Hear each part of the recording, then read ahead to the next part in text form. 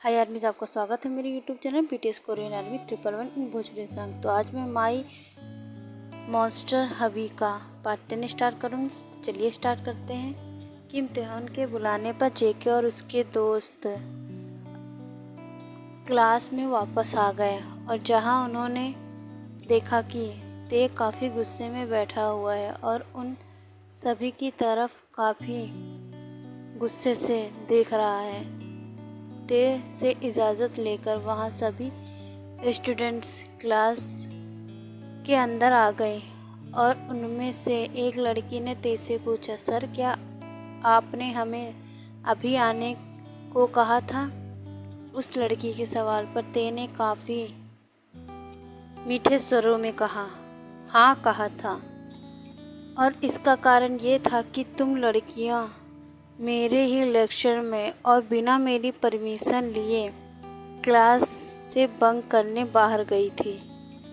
किम तेहन द्वारा दिए गए जवाब को सुनकर वे सभी लड़कियां और भी ज़्यादा घबरा गईं। फिर भी जेके ने कहा, लेकिन सर हम लड़कियां क्लास बंक नहीं किया, बल्कि हम अपनी फ्रेशर पार्टी की तैयारी कर रहे थे। अदरवाइज़ हमें भी अपनी पढ़ाई को लेकर काफ़ी ज़्यादा चिंता है। जेके के बात पर ते ने उससे कहा, मेरी प्रॉब्लम ये नहीं है कि तुम लोग डांस या फिर किसी फंक्शन पार्टी की तैयारी कर रहे थे, बल्कि प्रॉब्लम तो ये है कि तुम में से किसी ने भी मुझे एक बार भी आकर प्रैक्टिस के बारे में परमिशन नहीं ली। तो ये मेरे लिए तो बंक ही हुआ ना। इसके बाद सभी लड़कियां खामोश हो गई और उन सभी को अपनी गलती का एहसास होने लगा। उसके बाद सभी ने एक साथ ही कहा, वी आर सॉरी सर, आगे से ऐसा नहीं होगा। उसके बाद किम तेहन ने उन सभी को बैठने की परमिशन दे दी और वे सभी अपनी अपनी सीट पर जाकर बैठ गए। फिर किम तेहन ने काफ़ी प्रोबेले अंदाज में कहा, आप सबको यह लगता है कि मैं पढ़ाई को लेकर सीरियस नहीं हूँ, तो यह आपकी गलत फहमी है। शायद आप में से कोई यह नहीं जानता कि मैं बायोलॉजी में टॉपर रह चुका हूँ, इसलिए मैं बिल्कुल भी सहन नहीं करूँगा कि मेरी लेक्चर में कोई भी लापरवाही हो। ते लगातार बोले जा रहा था। उसकी बातों को सुनकर जेके ने मन में कहा, मुझे तो लगता था कि यह आवारा टाइप का लड़का है, इसे तो पढ़ाई के बारे में पता ही नहीं होगा कि स्टडी क्या चीज़ है, लेकिन यह तो टॉपर निकला। एक ही इंसान का डबल स्टैंडर्ड कैसे हो सकता है? उसके बाद ते ने उन्हें प्रैक्टिस के लिए जाने की परमिशन दे दी और खुद क्लास लेने लगा। ते का ये रूप बाहर चोरी से एक चौकीदार भी देख रहा था, जिसे खास तौर पर किम जिन ने ते के पीछे लगाया था ताकि उन्हें पता चल सके कि कॉलेज में पढ़ाने से उसके अंदर चेंज आया भी है या फिर नहीं। इस घटना को उसने अपनी आंखों से देखा था, तो वो सीधे जाकर किम जिन को बता देता है। जिन ने जैसे ही आज की घटना सुनी तो उसकी खुशी का तो ठिकाना ही नहीं था और वह फिर खुद से बोली, लगता है मेरा डिसीज़न गलत नहीं है, क्या पता मेरा भी पहले की तरह ही बिहेव करने लगे। भगवान, कोई तो ऐसी लड़की आए जो मेरे बेटे को नॉर्मल लाइफ जीना सिखा सके। दिन बीतते जा रहे थे। किम जिन के कहने पर ते ने पूरी ईमानदारी से पढ़ाना शुरू किया था, लेकिन बदला तो कुछ भी नहीं था, क्योंकि अब ते के लिए लड़कियां खोजना और भी ज़्यादा आसान हो चुका था। कॉलेज से हर दिन रोज़ एक नई लड़कियां लेता और उसे अपने फार्म हाउस पर लेके जाता था। फिर एक दिन फ्रेशर पार्टी भी आ गई और कॉलेज का एक बहुत बड़ा हॉल बेहद खूबसूरती से सजाया गया था। चारों तरफ रौनक ही रौनक थी और आज सभी न्यू स्टूडेंट काफ़ी ज़्यादा ही तैयार होकर आए थे।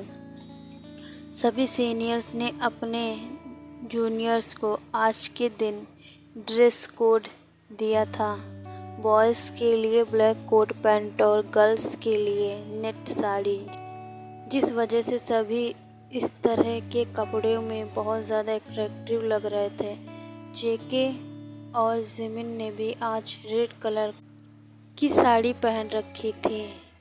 जेके ने रेड कलर की सिमरी साड़ी पहनी थी, जिसे उसने बालों को खुला छोड़ दिया था और बगल में रोज़ भी कैरी किया था। और जिमिन ने रेड कलर की नेट की साड़ी पहनी थी और वो दोनों ही बहुत ज़्यादा ही खूबसूरत लग रहे थे। साथ ही उनकी रेड डार्क लिपस्टिक उन्हें और ज़्यादा ही खूबसूरत बना रही थी। दोनों इस पार्टी को लेके काफ़ी ज़्यादा एक्साइटेड थी और थोड़े ही समय में पार्टी हॉल में पहुंच गई। हॉल में अभी काफ़ी कम स्टूडेंट ही पहुंचे थे और तभी वहां जिमिन की क्लास की एक लड़की आई जिसका नाम सुहानी था। उसने जिमिन से कहा, जिमिन जल्दी चलो, तुम्हें वहाँ कोई बुला रहा है। सुहानी की बात पर हैरान हो गई जिमिन। उसने पूछा, लेकिन मुझे बुला कौन रहा है और कहाँ बुला रहा है, यह तो बताओ पहले। इस पर सुहानी ने जिमिन का हाथ पकड़ा और उसे खींचते हुए बोली, पहले तुम चलो, मैं साथ में बताती चलूँगी। जेके जैसे ही जिमिन के साथ जाने लगी तो सुहानी ने उसे मना कर दिया और फिर बोली, जेके तुम यहीं रुको और बाकी की डेकोरेशन चेक करो ठीक से हुई है कि नहीं, जब तक मैं जिमिन के साथ आती हूँ।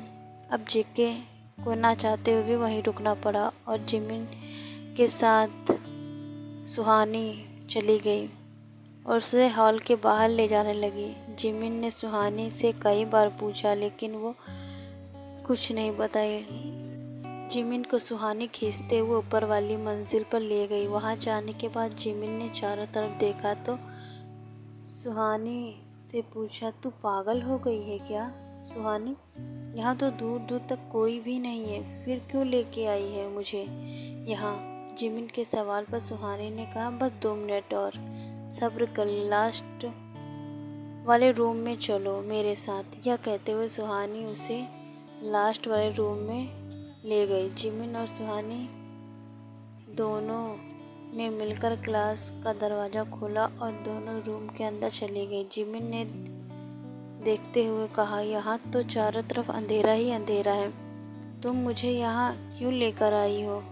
लेकिन इससे पहले कि वह पीछे मुड़कर देखती, सुहानी वहाँ से भाग गई थी और उसने दरवाज़ा बाहर से बंद कर दिया था। जिमिन अब काफ़ी ज़्यादा ही घबरा गई क्योंकि उस समय वो एक अंधेरे कमरे में वो दरवाज़ा खोलने की बहुत कोशिश कर रही थी, लेकिन दरवाज़ा बाहर से बंद हो चुका था और जिमिन वहाँ कैद हो चुकी थी। तो क्या आदमी नेक्स्ट पार्ट में देखेंगे कि जिमिन को किसने कैद किया है और क्यों, या क्या उसके लिए ये साजिश है, उसे कोई नुकसान पहुँचाना चाहता है। तो नेक्स्ट पार्ट में जानेंगे कि जिमिन को कमरे में क्यों बंद किया गया। Okay bye army.